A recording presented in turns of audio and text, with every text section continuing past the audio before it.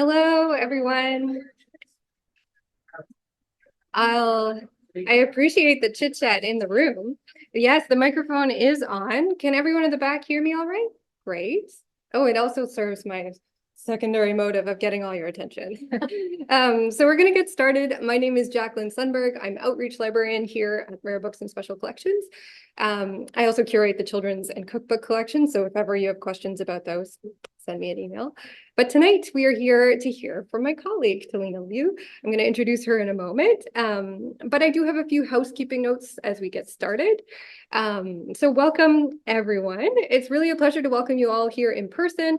We do still have some empty chairs, and also a pleasure to welcome everyone who's here on Zoom. So hello to you. I'll give you a camera tour of the room towards the end of the talk so you can see who's here in person as well. So welcome tonight to Living Spaces, Moshe Safdie's Early Affordable Housing Projects in North America. We're going to hear from Curator Tellina Liu tonight, and to hear some of the stories that went into making this exhibition, and the first of what will be a series of exhibitions in the coming years on Safdie's archives. So, housekeeping. Moshe Safdie's projects are located all over the world. And the projects featured in this particular exhibition that Tellina has put together are located in North America.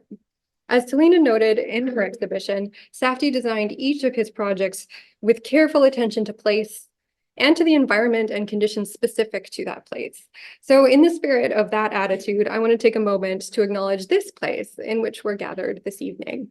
McGill University Library and McGill University is located on land that has long been a place of meeting and exchange amongst Indigenous peoples, including the Haudenosaunee and the Anishinaabe nations. Today, we honor, recognize, and respect these nations as the traditional stewards of the lands and waters on which we meet today, and on which we gather to learn about some of the projects that have been built elsewhere. Tonight, we are joined on Zoom by a number of people, and if you do have questions or comments in the Zoom, you can reach out to me. I will be monitoring it after I step away from the podium. Chat is welcome, and if you do have questions for Tellina, we will have a session after her talk, and I'll voice your questions if you are in the Zoom room. In the room, I will re-voice your questions for the Zoom room. So if you are in the room, you can call them out, and I will repeat them for the online crowd. So with that protocol out of the way, I'll give a brief intro to Tellina and also to the evening. She's going to give us a talk, and then we will invite you all to go downstairs once again with Tellina to view the exhibition, which is on in the ground floor lobby. So introduction to my colleague Tellina. I have notes here. Jennifer Garland, you may have seen on the way in. She's downstairs setting some final things up.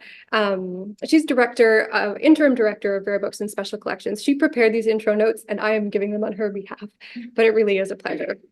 So for the first time, actually, I get to introduce Tellina. My colleague is trained as both an architect and an archivist. She holds a Bachelor of Arts in Architecture from the University of California, Berkeley. I'm a little jealous. Mine was from Calgary. It was a much less lovely climate. As well, she has a master's degree in historic preservation from Columbia University. For her information studies degree, she specialized in archives, preservation, and records management at the University of Pittsburgh. Less lovely a climate. Tellina joined McGill Library in January 2023 as the curator of the Moshe Safdie collection. She has spent the last year exploring the collection and has put together a fantastic exhibition of material not previously displayed at McGill. I think we are in for a treat and for some insights from behind the scenes. And please join me, in welcoming Tellina. There you go.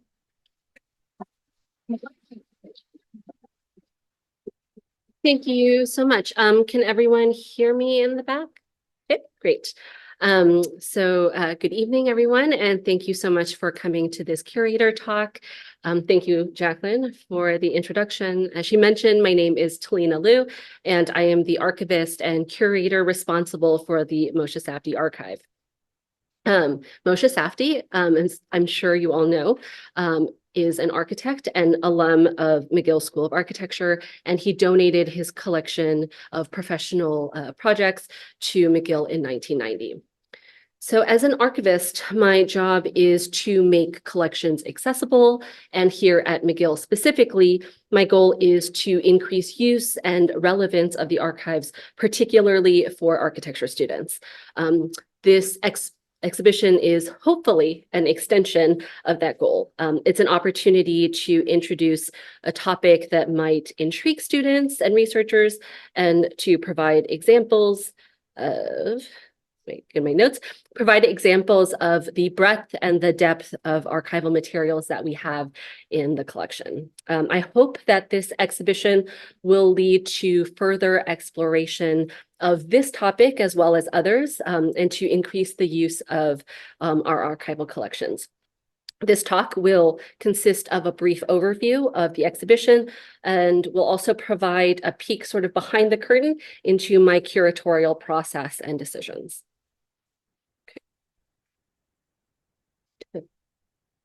Is the slide not going? Interesting. Did it? I have a cursor here. That's weird. Apologies. There we go. Okay, great. So as Jacquelyn mentioned, this exhibition is titled Living Spaces, Moshe Safdie's Early Affordable Housing Projects in North America, and focuses primarily on 3 of these projects, all from the 1970s. 2 of these projects are Cold Spring Newtown and Park Heights Urban Renewal Project, both located in Baltimore, Maryland. They're actually neighboring communities, and it is interesting to note that the residents of Park Heights invited Safdie to design their urban renewal project after discovering that he was designing Cold Spring Newtown.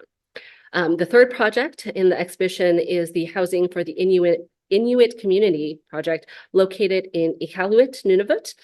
This project was originally titled Frobisher Bay, and you will find that throughout the archival materials downstairs. Okay, I feel like, okay. Out of these 3 projects, only Cold Spring Newtown was constructed. Even then, the project was never fully realized and only phase 1 was completed. This meant that out of the 3 housing types, only one, which you can see in the photograph on the right, was built. The exhibition consists of a few different components. The lobby of McLennan Library is our main exhibition space. This is where you will find the 3 vitrines, the exhibition poster with text in both English and French, the model of one of the housing units from the Inuit Community Housing Project, as well as an interactive touch table. In a separate but nearby location are 10 presentation boards. I use the presentation boards to introduce Moshe Safdie, to situate his work on affordable housing within the larger context of his career, as well as to provide some background information about the government programs and funding that made these affordable housing projects possible.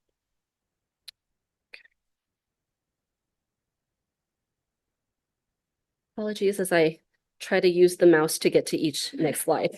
The exhibition is divided into 3 themes, which you can see in every component of the exhibition. These themes emerged as I researched the projects and are present in the projects to varying degrees. Community refers to Safdie's interest in understanding the needs of communities from each project site, as well as his firm's engagement with those communities. For community, the exhibition includes materials like community meeting flyers, surveys, newsletters, and other documents, and they all reflect each project-specific community engagement activities. Environment here refers to both natural factors like climate or weather, as well as man-made factors like existing road infrastructure or landscape elements. The exhibition includes diagrams and studies, photographs, sketchbooks, and other archival materials that relate to Safdie's exploration of these environmental factors at each site. Materials encompasses slightly more elements. Most obviously, this refers to construction materials like concrete blocks. This also refers to his interest in technology used to create new building materials or to improve existing ones. This theme also refers to Safdie's interest in prefabrication and modular forms. And I feel like all of those elements can exist within this term of materials. For materials, the exhibition includes models, photographs, and architectural drawing details to show his study and exploration of each project's material needs. And I'd also want to say that his interest in materials and in construction was that he believed that using technology and new materials would allow construction costs to be lowered and therefore make the housing more affordable. And these three themes are interconnected, but their importance to each project differs. So now that I've briefly described the exhibition, I'd like to share a little bit more about my curatorial process and decisions. So the first decision that I needed to make was obviously the exhibition theme. And then the following one was which projects would be highlighted and used. So I considered several other subjects, one of which is unexplored Montreal that you can see here. Besides Habitat 67 and the Montreal Museum of Fine Arts, Safdie actually worked on 4 other projects in Montreal, although none of them were ever built. I eventually decided against this particular subject for the exhibition because the 4 projects just didn't have enough drawings or archival materials for it to make sense for this initial exhibition.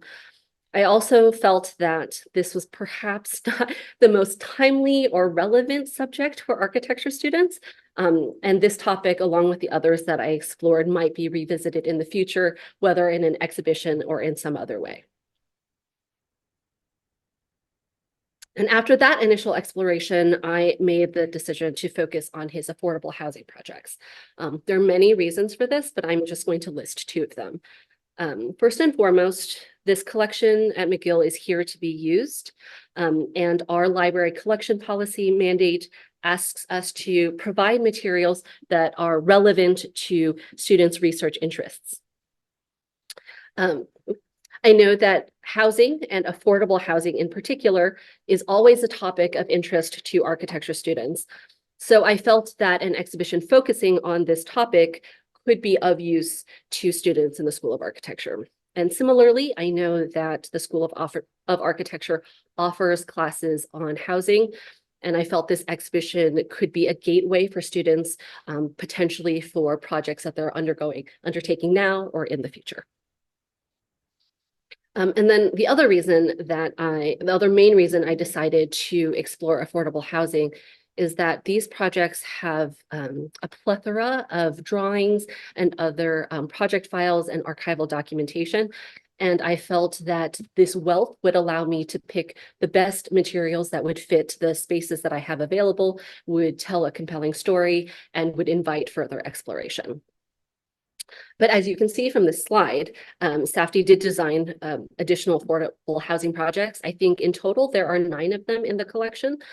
These projects have fewer drawings, fewer archival documents, but they are used in the exhibition to provide additional context.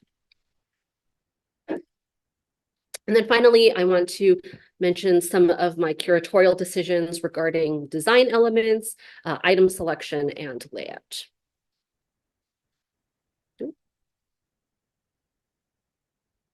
Oh, there we go.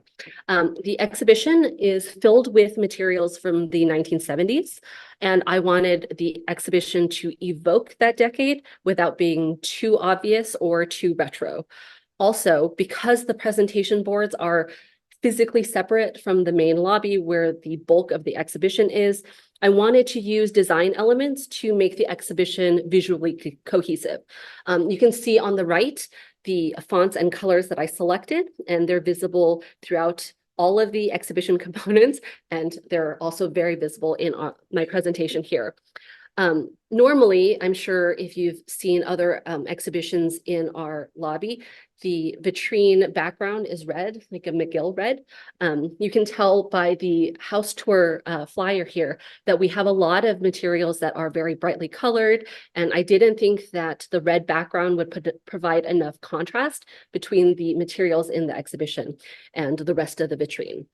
So in keeping with the color scheme that I chose, I made the background of the vitrines a dark brown. And You can tell me if you think differently, but I believe that it does provide a lot of contrast and the materials in the exhibition really pop.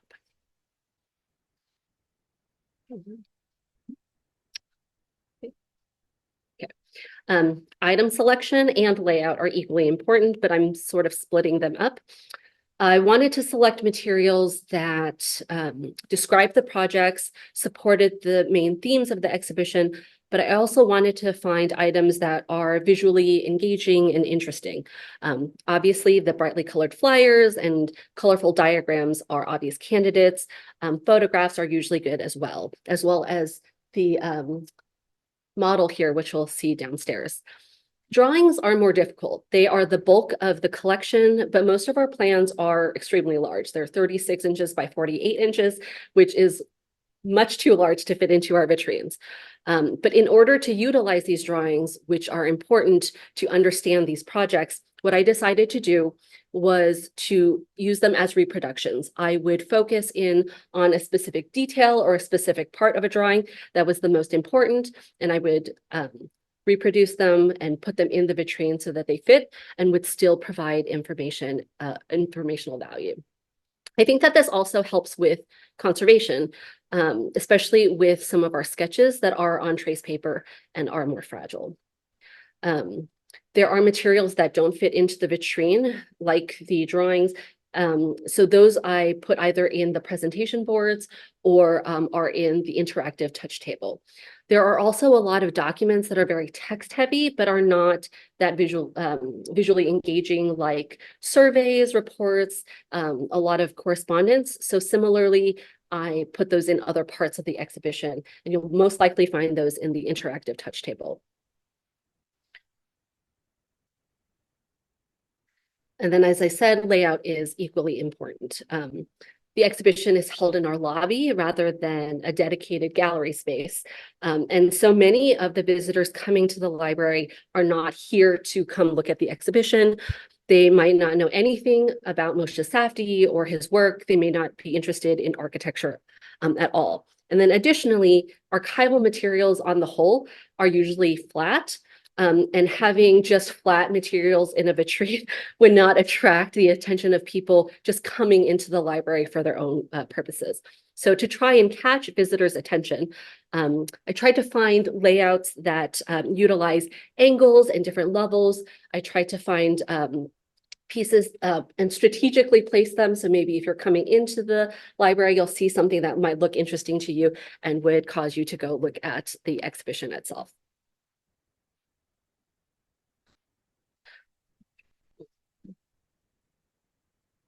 Okay, and so before we move on to questions, I would like to acknowledge all of the people who helped make this exhibition possible. I have the full list here, but I see several of those people here in the room.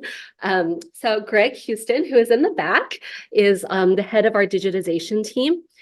Greg was instrumental in helping by digitizing all of the exhibition materials so that I could put them in the presentation boards so that they could go into the interactive touch tables and that I could use the reproductions in the vitrines. Greg also took all of these digitized images and my project metadata and made the interactive touch table a reality. So I have two students here.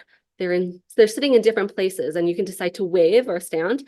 Gabe Audra is in the back and Laurence Oyeconville is here in the front. Both are students from the School of Architecture. Gabe works for the School of Architecture, but they very kindly decided to allow him to work here in the archive 1 day a week last semester. And Laurence was my student intern. And they were here through the entire exhibition planning process. So they helped me with research. They helped me select items for the exhibition. They helped prepare labels and reproductions. And I would not have been able to put together this exhibition without their help. Additionally, Gabe actually made one of the models that's downstairs in a vitrine. And then if I can I'm really having problems with this mouse. Hold on. I think I need to find all of my people to thank. I feel like I'm at like an award show and I'm like, no, there's more people. Okay. So then I obviously need to thank the School of Architecture, and the Dean of the School of Architecture, David Theodore, is here. I'd like to thank all of them for their partnership and collaboration and for helping to fund the exhibition. And again, to loan us Gabe, who was instrumental to the exhibition. And last, certainly not least, I'd like to thank Moshe Safdie for the gift of his collection to McGill, without which this exhibition would not be possible. And I'd also like to thank people at his firm for helping provide additional images and materials for the exhibition. And that's my curator talk. Thank you so much for being here. I'm happy to answer any questions that you might have, and I hope that most, if not all of you, can then join me downstairs as we walk through the exhibition. Question in the room, yeah. Thank you. Very enticing.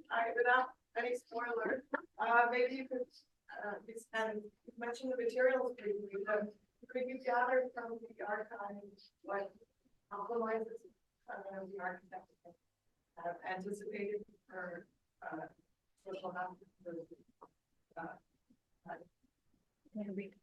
Yeah. Oh, so Jacquelyn's going to repeat the question. Sure, I can, but I was just saying, you can do it. I don't have to be the mouthpiece, but the question is just, if I summarize it for you, what compromises might the architect have to have made in a affordable housing project instead of, say, something that was top dollar funded for a corporate project or something of those lines? So compromises for the affordable projects that you featured. Honestly, I think he went in with the goal of not having compromises, right? So he's only designing these projects because there is government funding and government programs available to subsidize mortgages to make some of these things available.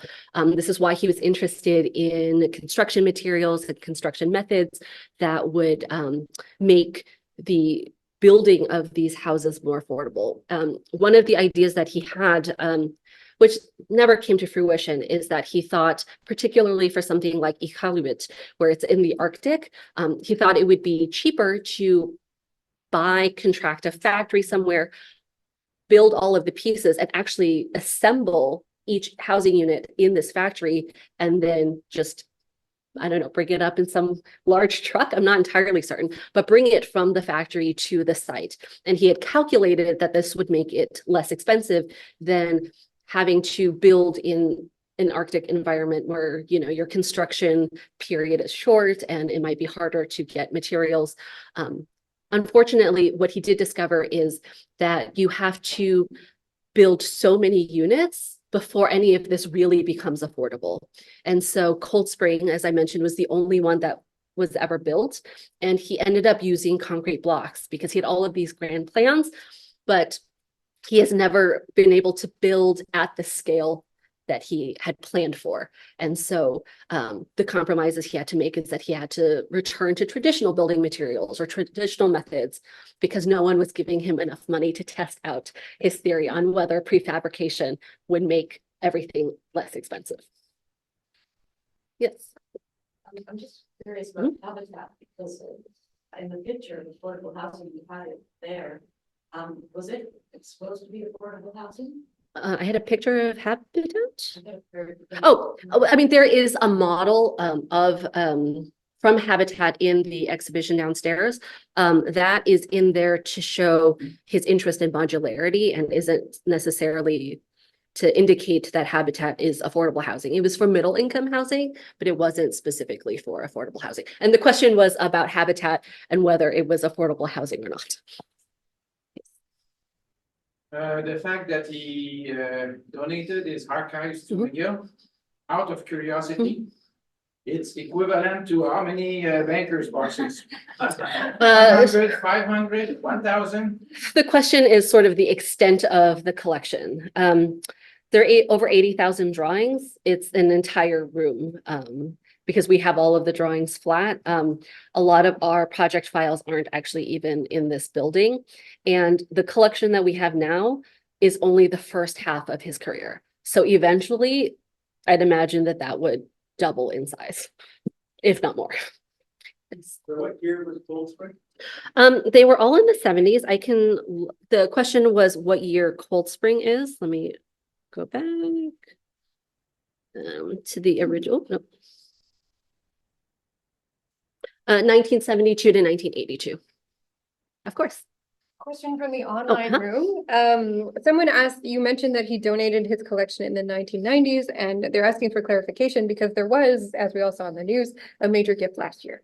Right. So the collection has been here, but he signed the official deed of gift in the fall of 2022.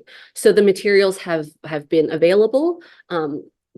But after the deed of gift was signed, this position was also created. And again, I see it as part of my job to make it known that the collection is here, to make the project's materials available for research and for use. Oh, I think. Why Baltimore? The question is why I selected Baltimore. Are you asking why he selected Baltimore? I think he got a lot of press after Habitat, and I think he was invited to do a lot of housing projects on the back of Habitat. Some of the projects that you can see downstairs in the exhibition that I didn't mention, they're located in Washington, D.C., they're located in New York, and I also think it's some of these cities that needed urban renewal, that needed new housing stock, that needed affordable housing, that reached out to him. I understood that there were two phases of archives. The one that McGill had years ago, Mhm.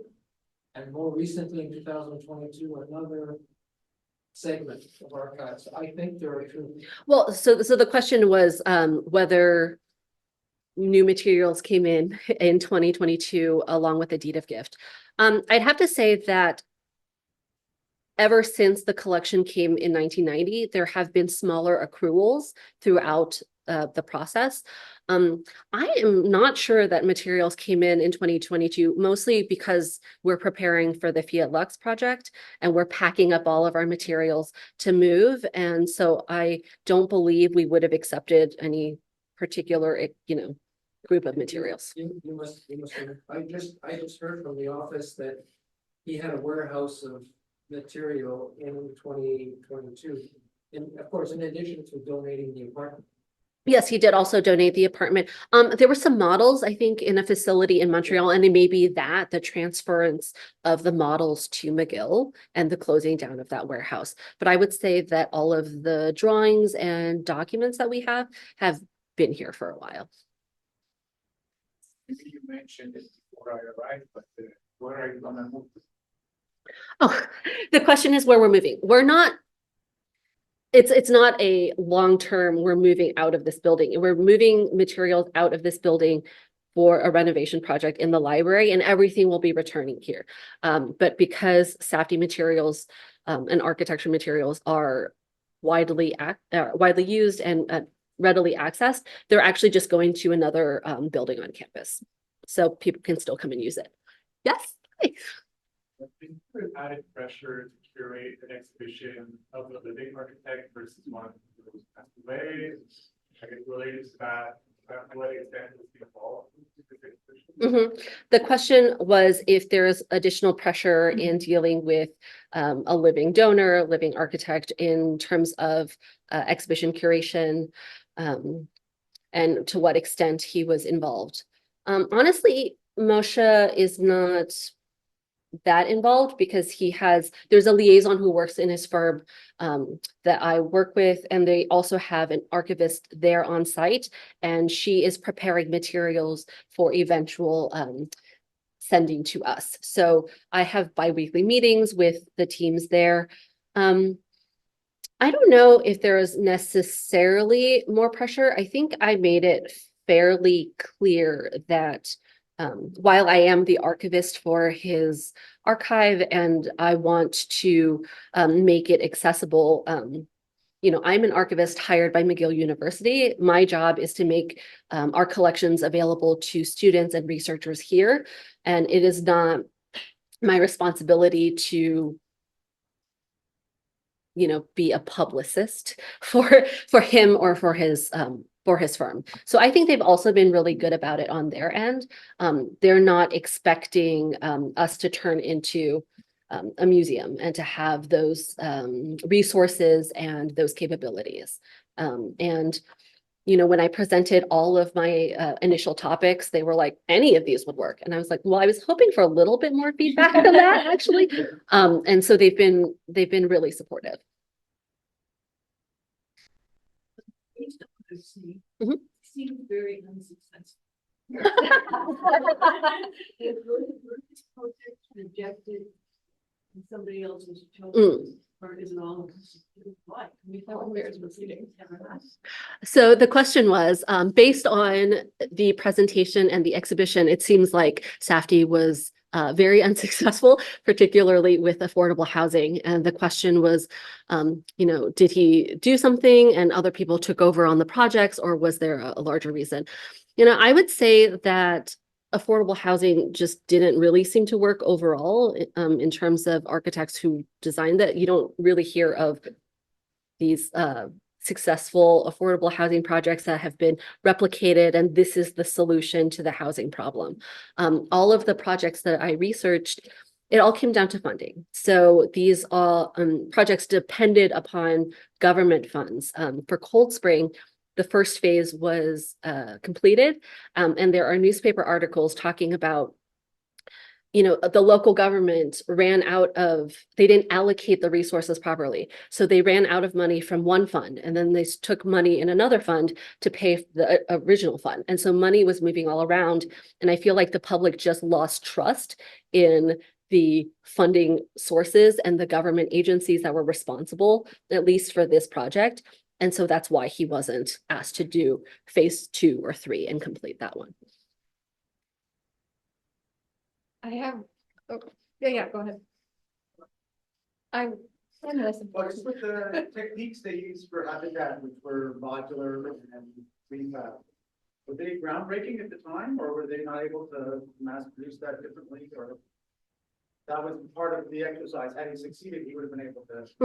So yeah, so the question is about the modularity and prefabrication of habitat and sort of why was it successful? Like, why was it not replicated?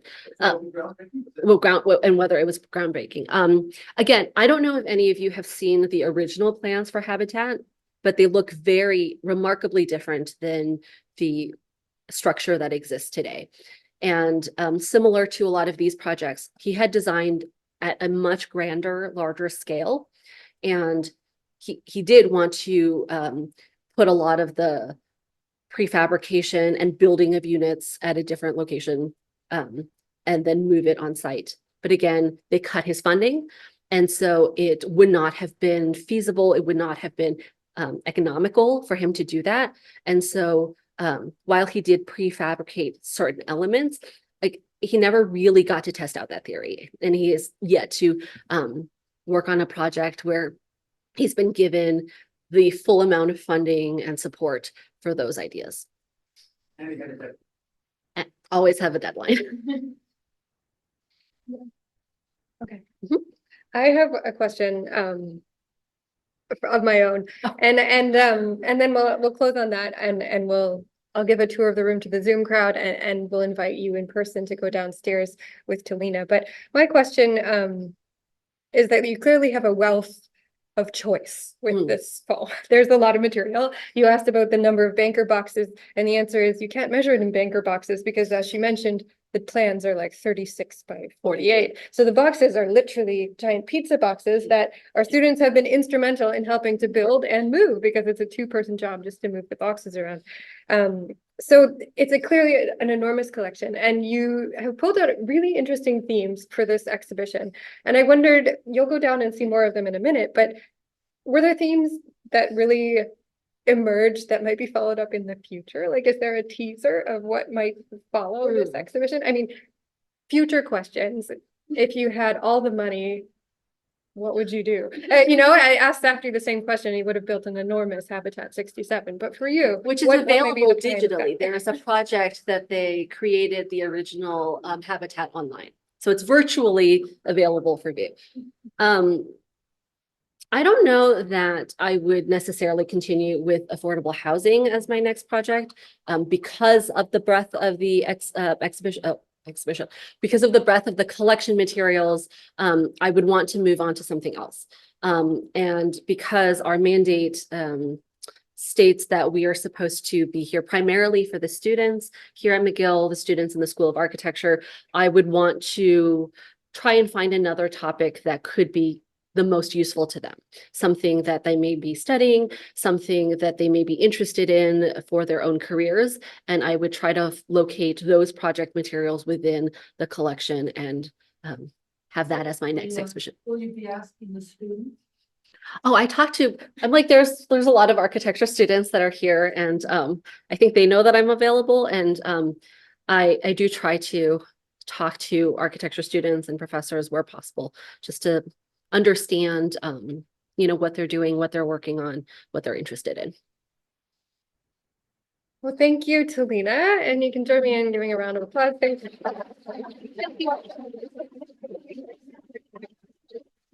I will do the awkward thing here and let the Zoom crowd see everyone in the room. You can all give a wave. In this case, it's a wave of farewell because we'll sign off on the Zoom crowd and thank everyone for coming. And we'll invite you, along with Jennifer and Tellina, to make your way downstairs. And if you want to pick up your jackets on the way, then you don't have to come back up. But you also, I think that's probably the best policy. So pick up your jackets on the way. Thank you all for coming. See you all downstairs.